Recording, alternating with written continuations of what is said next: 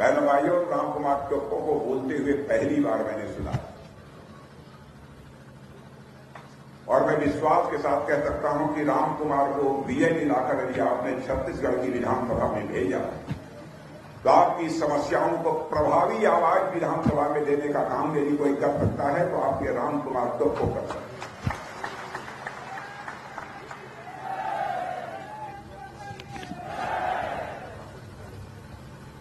पहली बार आया हूं, इसलिए आप सभी को मैं कहूंगा एक ही साथ बोलिए जय जोहार। बहुत बहुत धन्यवाद। बहनों भाइयों, 7 नवंबर को पहले चरण का मतदान संपन्न हुआ है। सारी सर्वेक्षण एजेंसियां यह दावा कर रही हैं कि पहले चरण के जो मतदान हुए हैं उसमें सबसे आगे यदि कोई पार्टी निकल चुकी है तो हमारी आपकी पार्टी या भारतीय जनता पार्टी है। अब यह साफ हो गया है कि भाजपा आवत है और कांग्रेस जावत है। यह साफ हो गया है। बाकी सीटों के लिए 17 नवंबर को चुनाव होगा। अच्छी शुरुआत हुई है 7 नवंबर को, इसलिए मैं कहना चाहता हूं इस अच्छी शुरुआत को 17 नवंबर में आते आते बहनों भाइयों एक ऐतिहासिक परिणाम में हम सबको को बदल देना है। यही संकल्प लेकर हम सबको जाने की जरूरत है। आप सबको इस बात की जानकारी है 25 साल पहले श्रीमान अटल बिहारी वाजपेयी जी भारत के पूर्व प्रधानमंत्री ने छत्तीसगढ़, झारखंड और उत्तराखंड ये 3 नए राज्यों का गठन किया था। छत्तीसगढ़ और झारखंड दोनों आदिवासी बहुल ये क्षेत्र थे, इसलिए उन्होंने फैसला किया कि मध्य प्रदेश से अलग करके छत्तीसगढ़ जो आदिवासी बहुल क्षेत्र है उसको भी राज्य का दर्जा देंगे और वैसे ही झारखंड वो बिहार से अलग करके, क्योंकि आदिवासी बहुल है इसलिए उसको भी राज्य का दर्जा देंगे। और दोनों राज्य बनाने का काम यदि किसी ने किया था तो हमारे नेता आदरणीय अटल बिहारी वाजपेयी जी ने किया था। 15 वर्षों तक यहां छत्तीसगढ़ की सरकार रही है। डॉक्टर रमन सिंह यहां के मुख्यमंत्री रहे। डॉक्टर रमन सिंह ने मुख्यमंत्री के रूप में किस प्रकार से अपनी भूमिका निभाई है यह मुझे बताने की जरूरत नहीं है। लेकिन 15 वर्षों के बाद 2018 में कांग्रेस की सरकार आई। आप लोगों ने भी सोचा कि अब 15 वर्षों तक एक सरकार को हमने देख लिया है, अब यह दूसरी सरकार बनाकर भी जरा उसका जायजा लें कि यह सरकार कैसा काम करती है। आपने देखा कि कांग्रेस की सरकार के आने के बाद कानून और व्यवस्था नाम की कोई चीज रह नहीं गई है छत्तीसगढ़ में। हत्या, मारपीट, अपराध की घटनाएं छत्तीसगढ़ में आम हो गई हैं। अनेक गरीब परिवारों की बेटियां गायब हो रही हैं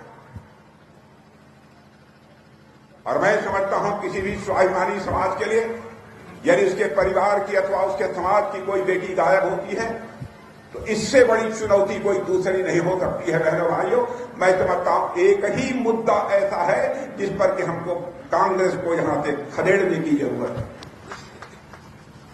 मानव तस्करी बढ़ रही है, नशे का कारोबार भी यहां से तेजी से बढ़ रहा है।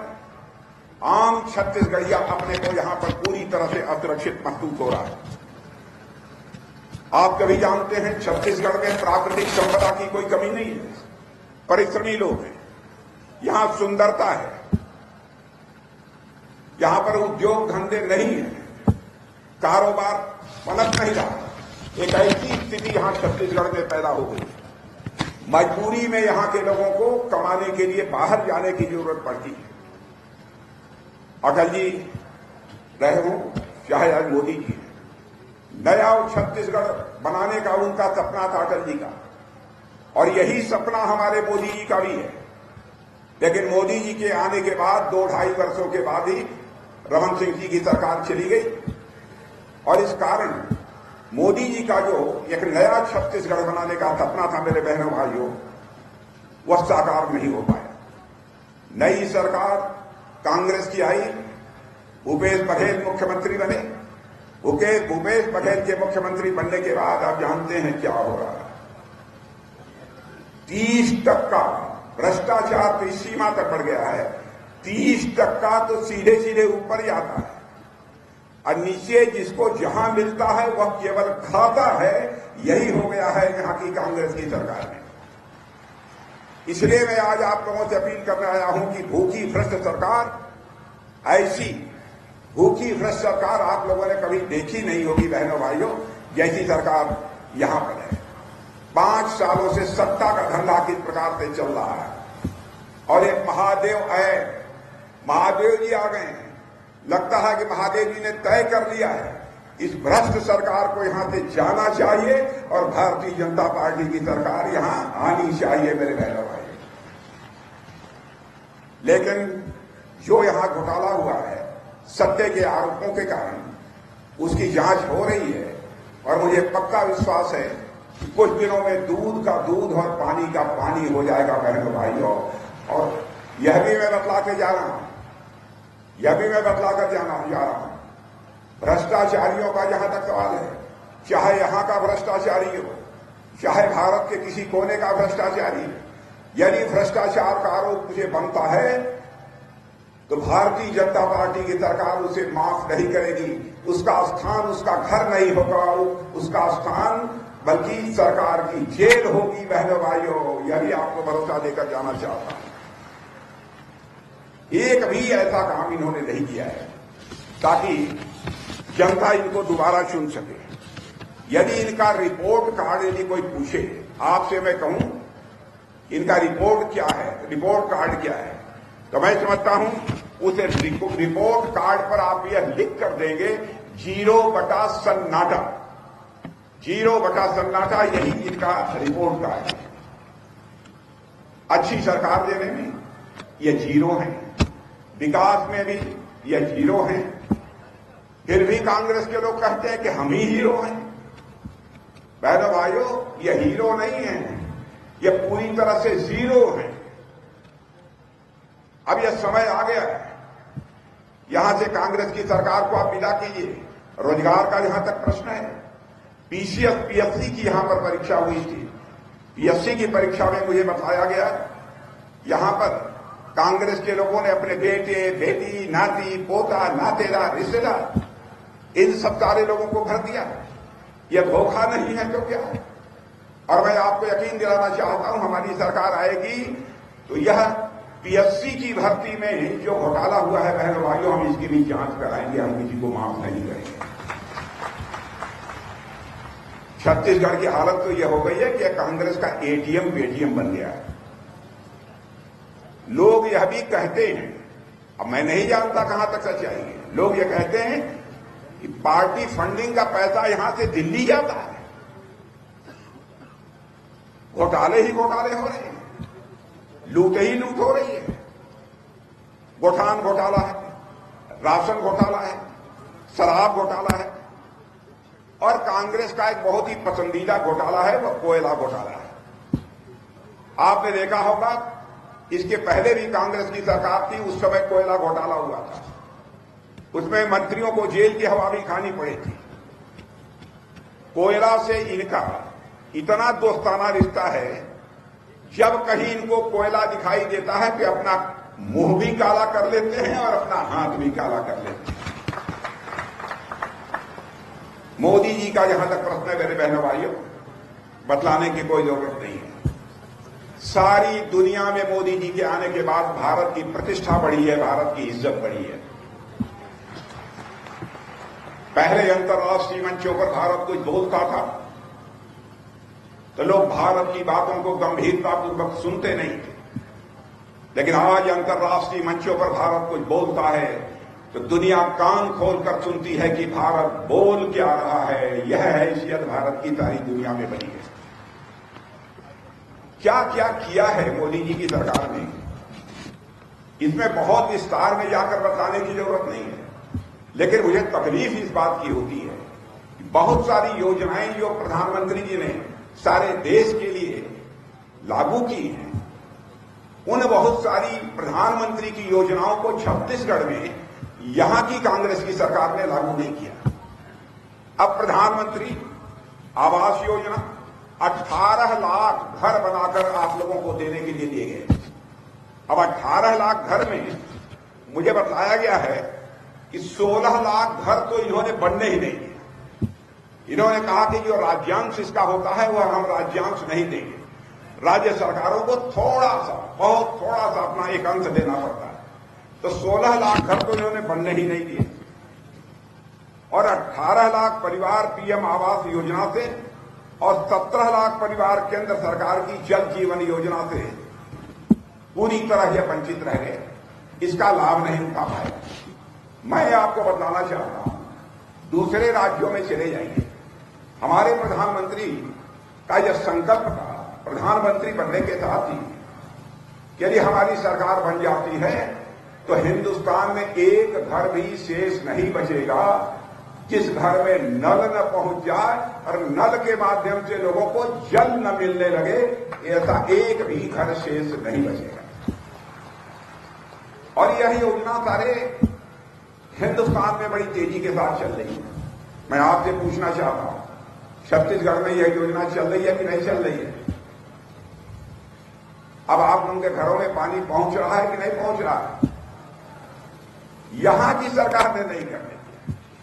और मैं बता दूं, जिस दिन भारतीय जनता पार्टी की सरकार छत्तीसगढ़ में बन जाएगी, मैं यकीन दिला के जाना चाहता हूं मेरे बहनों भाइयों, 2 साल के अंदर एक घर भी शेष नहीं बचेगा जिस घर में नल के माध्यम से जल न पहुंच जाए। मेरे बहनों भाइयों, अब हमारी माताओं बहनों को सिर पर घड़े पर खड़ा रख के, भरा हुआ घड़े पर खड़ा रखकर घर में पानी लाने की कोई आवश्यकता नहीं बचेगी। ऐसी हालात हम लोग यहां पर पैदा करेंगे। मैं आपको यह विश्वास दिलाना चाहता हूं। बहनों भाइयों, आदिवासी भाइयों के प्रति हमारी सरकार कितनी संवेदनशील रही है, इसके बारे में मुझे ज्यादा बताने की जरूरत नहीं है। आप लोगों को शायद इस बात की जानकारी होगी, पहली बार आदिवासियों के कल्याण के लिए केंद्र में अलग से मंत्रालय भी बनाने का काम यदि किसी ने किया था तो हमारे उस समय के प्रधानमंत्री आदरणीय अटल बिहारी वाजपेयी जी ने किया था। और जनजातीय गौरव दिवस 15 नवंबर को सारे देश भर में बहुत धूमधाम के साथ मनाया जाता है। जो बिरसा मुंडा का जन्मदिन है उसको जनजातीय गौरव दिवस के रूप में सारे देश भर में मनाया जाता है। यह पहली बार आजाद भारत के इतिहास में किसी सरकार ने किया है तो भारतीय जनता पार्टी की सरकार ने किया है। आजाद भारत के इतिहास में 75 वर्षों में मेरे बहनों भाइयों पहली बार आदिवासी राष्ट्रपति भी किसी सरकार ने बनाया है तो क्यों हमारी सरकार भारतीय जनता पार्टी ने सरकार बनाई। मैं इस सच्चाई को अच्छी तरह समझता हूं कि आदिवासी समाज का भारत को आजादी दिलाने में बहुत बड़ा योगदान है, बहुत बड़ा योगदान। और भारतीय जनता पार्टी के काम काज करने का यह तौर तरीका क्या है, इसके बारे में आप लोगों को जरूर थोड़ी बहुत जानकारी होगी, न होगी पूरी तो थोड़ी बहुत जानकारी जरूर होगी। पहली बार इस देश को कैसा प्रधानमंत्री मिला जो ये कहता है गरीब परिवार की माताओं की भी इज्जत होती है, उनका भी एक सम्मान होता है। नित्य क्रिया के लिए अब हमारी माताओं बहनों को भी चाहे कितने भी गरीब परिवार की क्यों न उन्हें बाहर न जाना पड़े। इसलिए फैसला किया कि हिंदुस्तान का एक भी घर शेष नहीं बचेगा जिस घर में शौचालय न बने। मैं छत्तीसगढ़ के लोगों से पूछना चाहता हूं, आपके घरों में शौचालय बना है कि नहीं बना? बन गया कि नहीं बन गया? इधर बन गया कि नहीं बन गया? बहनों भाइयों, जो भी बना है वह मोदी जी ने दिया है उसके लिए पैसा, तब जाकर वह बना है, इसका पता लगा लीजिएगा। और मैं प्रेस के दोस्तों से भी कहूंगा, मेरी बात गलत हो तो अखबार के पन्नों पर वह लिख देंगे, क्योंकि मैंने जीवन में राजनीति की है तो बहनों भाइयों जनता की आंखों में धूल झोंक कर राजनीति नहीं की है, जनता की आंखों में आंख डालकर राजनीति की। इसलिए मैं कह रहा हूं, मुफ्त बिजली आदिवासी क्षेत्रों में देने का काम किया था। मुफ्त बिजली मिल रही है कि नहीं मिल रही? मुफ्त बिजली मिल रही है कि नहीं? वो भी नहीं मिल रही है। गैस कनेक्शन पहले हमारे, मैं छत्तीसगढ़ में रहा हूं, मैं जानता हूं, घर में माताएं बहनें लकड़ी जलाकर, गोबर की अंगीठी जलाकर भोजन बनाती थी। आंखों में आंसू आने लगता था, लेकिन भोजन बनाना भी मजबूरी है। उनके स्वास्थ्य पर उसका बहुत ही प्रतिकूल असर पड़ता था। उम्र होनी चाहिए 80 साल 90 साल की, लेकिन 50 आते आते 55 आते आते अधिकांश माताओं बहनों की जिंदगी समाप्त हो जाती, तरह तरह की बीमारियां हो जाती। हमारे प्रधानमंत्री मोदी जी ने फैसला किया, हिंदुस्तान का हम एक घर भी शेष नहीं बचने देंगे जहां पर कि गैस सिलेंडर न हो और गैस सिलेंडर से माताओं बहनों को भोजन बनाने का अवसर न मिले। गैस सिलेंडर ने मुहैया कराया। पता नहीं आप लोगों को गैस सिलेंडर मिल रही है कि नहीं मिल रही है, मैं इस बारे में नहीं कह सकता हूं। स्कूल हो, सड़क हो, और इस बार हम लोगों ने वादा किया है गैस सिलेंडर हम आपको देंगे तो 500 रुपया प्रति सिलेंडर की दर से देंगे हमारी सरकार बन जाने के बाद। यह भी विश्वास दिलाकर जाना चाहिए। वामपंथी उग्रवाद का जहां तक संबंध है, आप जानते हैं भारतीय जनता पार्टी की सरकार थी तो काफी सुधार हुआ। फिर से वामपंथी उग्रवाद बढ़ा है, तेजी के साथ बढ़ा है। बहनों भाइयों, भारतीय जनता पार्टी की सरकार बनने के बाद 3 से लेकर 4 वर्षों के अंदर वामपंथी उग्रवाद को भी हम छत्तीसगढ़ से समाप्त करेंगे। यह भी आपको भरोसा दिलाकर जाना चाहिए। यह भी मुझे जानकारी मिली है यहां धर्मांतरण तेजी के साथ हो रहा है। यह भी एक चिंता का विषय है। प्रलोभन देकर किसी का धर्म परिवर्तन क्यों किया जाना चाहिए? क्या मिल जाता? यदि हमारी सरकार बनी तो हम इस धर्मांतरण पर भी प्रतिबंध लगाएंगे। मेरे बहनों भाई, धान की खरीद हो रही है कि नहीं हो रही है? धान की खरीद खत्म। मैं आपको विश्वास दिलाता हूं, हम लोगों की सरकार मेरे बहनों भाइयों यहां आप बना देते हैं, अब बनने जा रही है। बात लगभग पक्की हो गई है। पहले चरण के चुनाव के बाद भी ये बात पक्की हो गई है कि अब हम लोगों की सरकार बनने जा रही है।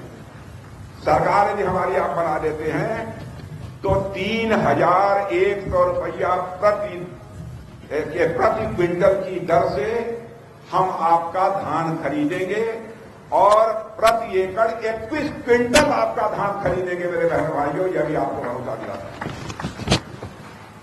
जैसा मैंने कहा, गरीब महिलाओं को 500 रुपये में गैस सिलेंडर तो देंगे ही। कांग्रेस ने आपके ऊपर कर्ज का बोझ लाद दिया है। छत्तीसगढ़ की हमारी सरकार बनती है तो इस कर्ज के बोझ से आपको मुक्ति दिलाने की भी हम पूरी तरह से कोशिश करेंगे। यह भी मैं आपको विश्वास दिलाता हूं।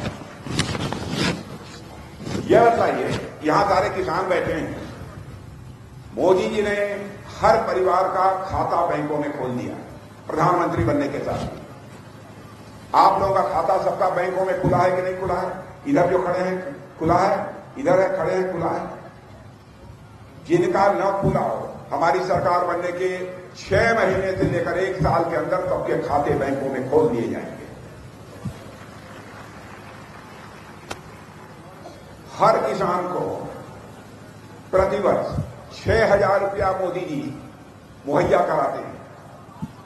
6,000 रुपया उनके खाते में सीधे आता है। मैं आपसे पूछना चाहता हूं कि प्रतिवर्ष यानी हर 4 महीने में 2,000 रुपया आपके बैंक में खाते में पहुंचता है कि नहीं पहुंचता है? इधर के लोगों से मैं पूछना चाहता हूं, आपके बैंक के खाते में पैसा पहुंचता है कि नहीं पहुंचता है? कि पहुंचता है कि हाथ कि नहीं पहुंचता है? बहनों भाई, पहली बार किसी ने इस काम को किया है तो हमारे प्रधानमंत्री मोदी जी ने इस काम को किया है कि आपके बैंकों में अब यह पैसा पहुंच रहा है। हम लोगों ने और भी कई फैसले किए हैं। भूमिहीन मजदूरों को 10,000 रुपया हर साल हम लोग देंगे। गरीब महिलाओं को 500 रुपये की गैस सिलेंडर की बात मैंने कही। आयुष्मान भारत योजना के अंतर्गत आप लोगों को दवा दारू का लाभ मिलता है कि दारू का नहीं, दवा का, चिकित्सा का लाभ मिलता है कि नहीं मिलता? नहीं मिलता। मिल रहा है कि नहीं मिल रहा? कहां बताइए? मिल रहा है, सभी को मिल रहा है। गरीब परिवारों को बहनों भाइयों, यदि वह बीमार हो जाते हैं तो 5 लाख रुपए तक का 1 साल का मुफ्त इलाज किया जाएगा। और एक साल में भी उनकी बीमारी ठीक नहीं होती है तो दूसरे साल भी तीसरे साल भी 5 लाख रुपए का उनका मुफ्त इलाज किया जाएगा। यह है हमारे प्रधानमंत्री मोदी जी की आयुष्मान भारत योजना। कई ऐसी योजनाएं और हम लोगों ने जब ये भी तय कर लिया, गरीब परिवार में भी लड़की पैदा हो गई, लड़की पैदा होते ही एक गारंटी कार्ड दे दिया जाएगा उनको कि लड़की जब शादी करने के योग्य होगी तो उसके खाते में 1.5 लाख रुपये, 1.5 लाख रुपये। कई ऐसी योजनाएं